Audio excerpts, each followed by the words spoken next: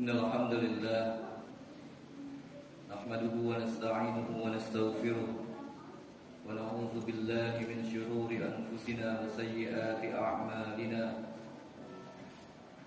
Man yahdihillahu fala mudilla lahu wa man yudlilhu fala hadiya lahu.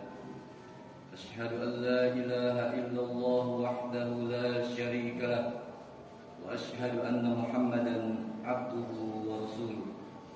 Wassalawatullahi wassalamuhu ala nabiyyina wa qudwatina wa imamina Muhammad ibn Abdullah sallallahu alaihi wa ala alihi wa ashabihi wa man tabi'ahum bi ihsanin ila yaumiddin, amma ba'd. Fa ya ayyuhal hadirun, kaum muslimin jamaah Jumat rahimani wa rahimakumullah. Setelah kita memuji Allah dan bersalawat kepada Nabi kita yang mulia Rasulullah sallallahu alaihi wasallam, maka marilah kita wasiatkan kepada hati kita masing-masing untuk senantiasa terus menjaga dan meningkatkan ketakwaan kita kepada Allah Subhanahu wa taala. Karena takwalah jalan menuju kebahagiaan baik di dunia maupun di akhirat. Oleh karena Allah Subhanahu wa taala mewasiatkan kepada kita di dalam Al-Qur'an, di antara dalam surah Al-Imran Allah Subhanahu wa taala berfirman, A'udzu billahi minasyaitonir rajim. Ya ayyuhalladzina amanu taqullaha haqqa tuqatih. Wahai hamba-hambaku yang beriman, wahai hamba-hambaku yang yakin kepadaku, bertakwalah kepadaku dengan sebenar-benarnya bertakwa, dan jangan sampai kita lalai sehingga mati kecuali sebagai seorang muslim. Ibadallah, a'azzani Allah wa iyyakum. Di dalam Al-Qur'an Allah Subhanahu wa taala berfirman dalam surah Hud, surah yang ke-11 ayat 15 dan 16. Allah Subhanahu wa taala berfirman, "Man kana yuridul hayatad dunya wa zinataha." Barang siapa yang mengharapkan, menginginkan dunia dan perhiasannya, barang siapa yang beramal soleh, tujuannya hanya untuk dunia dan perhiasannya, nuwaffi ilaihim a'malahum fiha. Aku berikan di dunia, aku sempurnakan balasannya di dunia, yaitu berupa dunia dan harta ataupun perhiasan yang dia inginkan. Wa hum fiha la yubkhasun, dan mereka tidak akan dirugikan oleh Allah Subhanahu wa taala. Akan tetapi kata Allah Subhanahu wa taala dalam ayat selanjutnya, ulaika alladziina laisa lahum fil akhirati illa an-nar. Tapi mereka itu yang beribadah karena hanya menginginkan dunia, di akhirat nanti mereka tidak akan mendapatkan apapun kecuali siksa api neraka. Wa habita ma sana'u, dan lenyaplah semua apa yang sudah mereka usahakan. Wa batilun ma kanu ya'malun, dan akan sia-sia apa yang sudah mereka amalkan selama hidup di dunia. Hadirin, Allah Subhanahu wa taala menjelaskan kepada kita di dalam ayat ini sebagaimana dijelaskan oleh Al-Imam Qatadah rahimahullah ta'ala anhu ketika menafsirkan ayat ini. Beliau berkata, barang siapa yang dunia adalah tujuannya, barang siapa yang dunia selalu dia cari-cari dengan amal solehnya, maka Allah akan memberikan kebaikan kepadanya di dunia. Allah ganjar langsung di dunia sesuai yang dia harapkan. Namun nanti di akhirat dia tidak akan memperoleh balasan kebaikan apapun. Adapun seorang mukmin yang ikhlas dalam ibadahnya, yaitu ibadahnya ditujukan hanya untuk menggapai ridha Allah semata, maka dia akan mendapatkan balasan di dunia dan juga akan mendapatkan balasan kebaikan di akhirat. Untuk itu hadirin rahimani wa rahimakumullah, hendaknya kita senantiasa menjalani kehidupan dunia ini, melakukan segala perbuatan dan beramal soleh dengan memurnikan niat kita, memurnikan tujuan ibadah kita hanya untuk Allah semata. Karena dengannya kita akan mendapatkan balasan yang sempurna, yaitu di dunia dan di akhirat. Bahkan sebagian ulama berkata, barang siapa yang beramal hanya untuk dimasukkan ke dalam surga, maka bisa jadi dia dimasukkan ke dalam surga, akan tetapi dia tidak akan mendapatkan Allah Subhanahu wa taala. Dan barang siapa yang beramal karena takut dimasukkan ke dalam neraka, hanya itu tujuannya, maka boleh jadi dia dihindarkan dari neraka, akan tetapi dia akan terhijab dari memandang Allah Subhanahu wa taala. Inilah yang Allah maksudkan di dalam firman-Nya. Di antara dalam surah Kahfi ayat yang terakhir, "Faman kana yarju liqa'a rabbih." Siapa yang mengharapkan, siapa yang menginginkan berjumpa dengan Allah di yaumil akhir, falyamal amalan shalihan. Maka hendaknya dia beramal saleh. Wala yusyrik bi ibadati rabbih ahada. Dan jangan sekali-kali dia mempersekutukan aku di dalam ibadahnya. Ingatlah bahwasanya Allah Subhanahu wa taala juga berfirman, "Qul," katakanlah ya Muhammad, "Qul," katakanlah wahai hamba-hambaku yang beriman, "Ma aqul ya Rabb," apa yang harus aku ucapkan ya Rabb?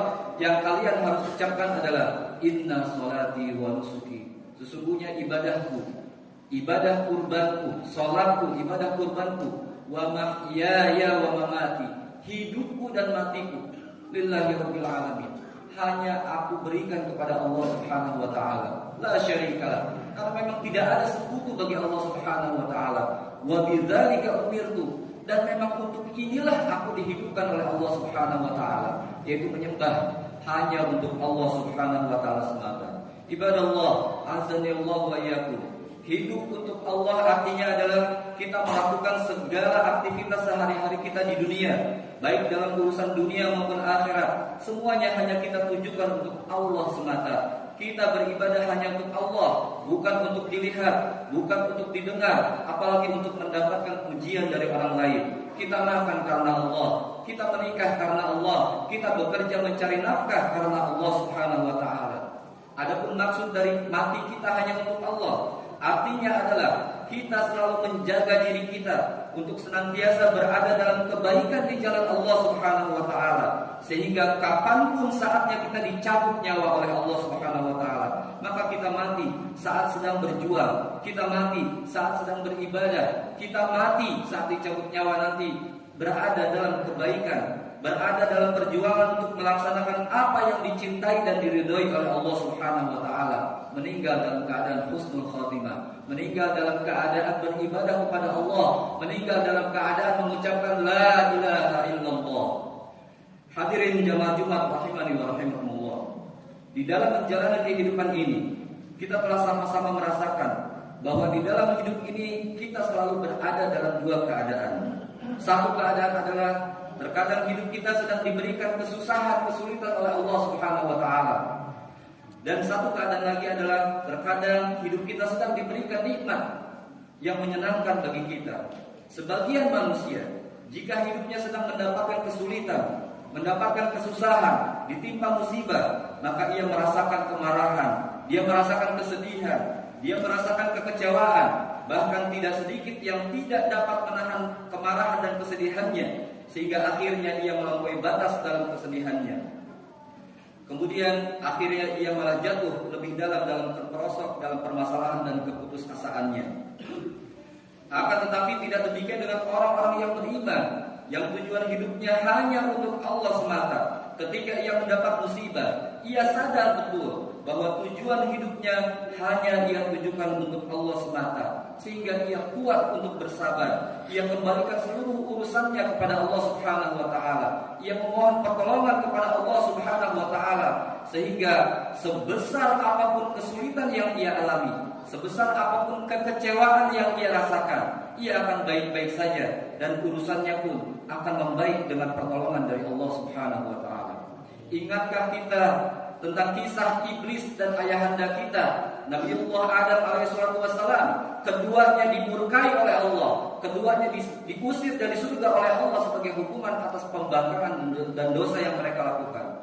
Lalu apa yang dilakukan oleh ayahanda kita, Nabi Adam alaihissalatu wassalam, yang tahu betul bahwa hidup dan matinya hanya untuk Allah?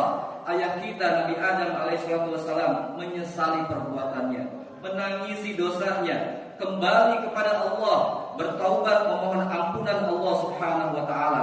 Lalu lihat apa yang terjadi. Allah ampuni dosanya, Allah perbaiki urusannya, Allah perbaiki kehidupannya, Allah berikan kemuliaan yang sangat besar di dunia maupun di akhirat. Lalu apa yang terjadi kepada iblis laknatullahi alaih? Iblis larut dalam kemarahan, iblis larut dalam kesombongannya, sehingga ia lupa bahwa Allah lah yang menghidupkan dan mematikannya. Iblis bukannya bertaubat kepadanya, kepada Allah Subhanahu wa taala, memohon ampunannya. Iblis justru meminta untuk ditangguhkan ajalnya sampai hari kiamat nanti, agar ia terus bisa menggoda Nabi Adam dan seluruh keturunannya sampai hari kiamat nanti, disebabkan karena dendam dan keputusasaannya. Hingga akhirnya apa yang ia dapat, apa yang didapatkan oleh iblis, apa yang Allah berikan kepada iblis, Allah laknat iblis baik di dunia maupun di akhirat. Dan nanti di akhirat iblis akan menghuni neraka jahanam, khalidina fiha abadan, kekal selama-lamanya. Wal iyad billah. Hadirin rahimani wa rahimakumullah. Demikian juga ketika kita mendapatkan nikmat dari Allah yang membuat hidup kita terasa menyenangkan, maka Fir'aun dan Qarun menjadi contoh yang hidupnya bukan ditujukan untuk semata Allah, untuk semata-mata hanya untuk Allah. Fir'aun dan Qarun jatuh dalam kegembiraan yang melampaui batas, sehingga jatuh dalam kesombongan dan kekufuran, yang kemudian Allah binasakan mereka berdua di dunia ini, dan kelak di akhirat mereka berdua ditempatkan bersama iblis, kekal di neraka selama-lamanya.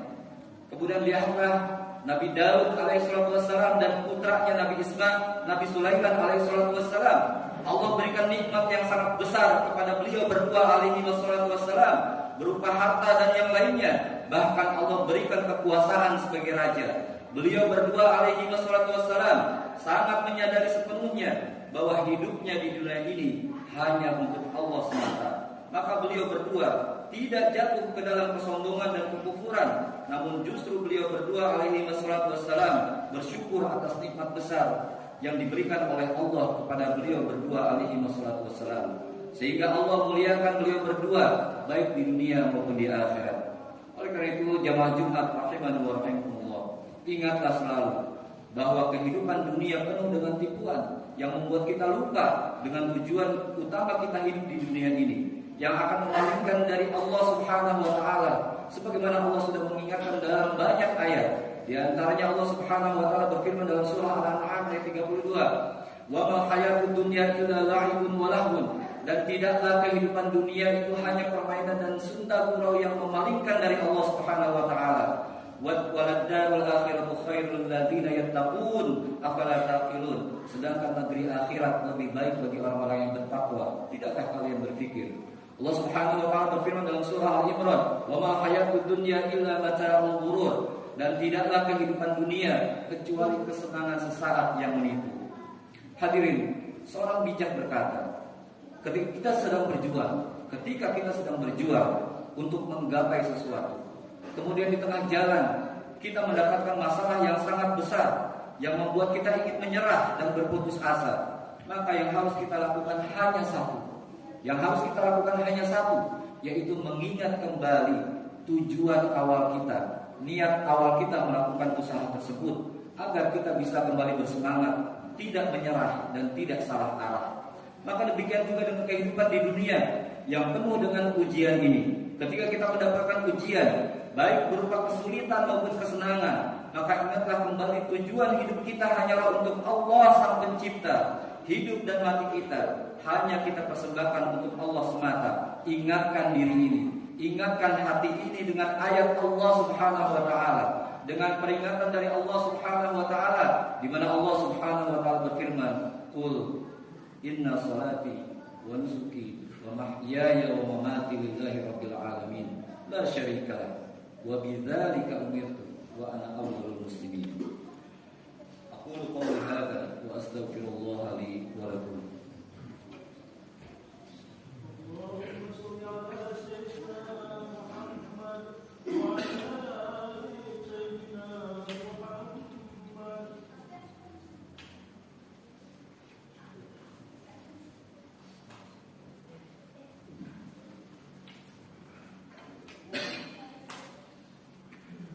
Alhamdulillahi rabbil alamin, waliyis salihin, wala udwana illa 'alal zalimin.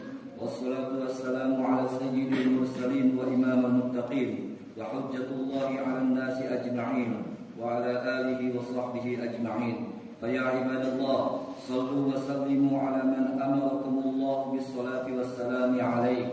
Fa qala ta'ala, a'udzu billahi minasy syaithanir rajim. Innallaha wa malaikatahu yusholluna 'alan nabi. Ya ayyuhalladzina amanu sallu 'alaihi wa sallimu تسليما اللهم صل وسلم على نبينا محمد وعلى آل محمد كما صليت على إبراهيم وعلى آل إبراهيم إنك حميد مجيد اللهم بارك على محمد وعلى آل محمد كما باركت على إبراهيم وعلى آل إبراهيم إنك حميد مجيد برحمتك يا أرحم الراحمين الحمد لله رب العالمين اللهم اغفر للمسلمين والمسلمات والمؤمنين والمؤمنات الأحياء منهم والأموات إنك سميع قريب مجيب الدعوات ويقاضي الحاجات اللهم ربنا ظلمنا أنفسنا وإن لم تغفر لنا وترحمنا لنكونن من الخاسرين اللهم اغفر لنا ولوالدينا وارحمهما كما ربيانا صغارا الأحياء منهم والميتين اللهم إنا نعوذ بك من